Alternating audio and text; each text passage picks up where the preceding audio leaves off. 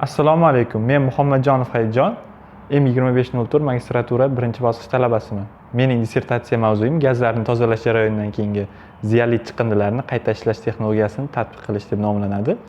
Ushbu mavzuning dolzarbligi shundan iboratki, hozirgi kunda sanoat korxonalarida gazlarni qayta tozalash jarayonidan keyingi ziyonli absorbentlari qo'llaniladi.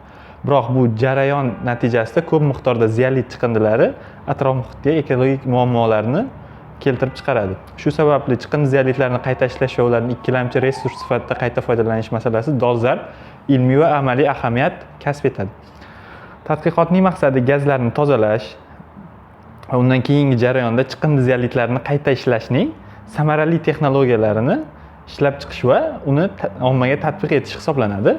Vazifalar esa quyidagilardan iborat: chiqindi ziyonliklarini fizik kimyoviy xossalarini o'rganish, ularni qayta ishlash uchun optimal sharoitlarni aniqlash, regeneratsiya jarayonlarini takomillashtirish hamda olingan mahsulotlarni sanoatda qo'llash imkoniyatlarini baholash.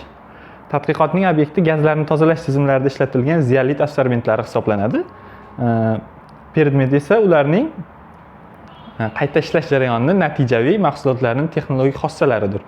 Xo'p, dissertatsiyaning gipotezasi shundan iboratki, chiqindi ziyonliklari ilmiy asoslangan qayta ishlash texnologiyasi orqali ularni qayta foydalanishga yaroqli holatga keltirish atrof muhitga chiqindilarning chiqishini kamaytiradi va iqtisodiy samaradorlikni oshiradi.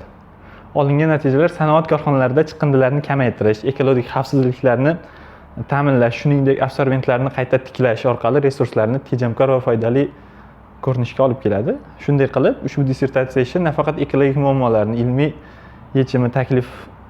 ekologik muammolarga ilmiy yechim taklif etadi, balki amaliyotda joriy etilsa barqaror va chiqindisiz texnologiyalarni rivojlantirishga xizmat qiladi.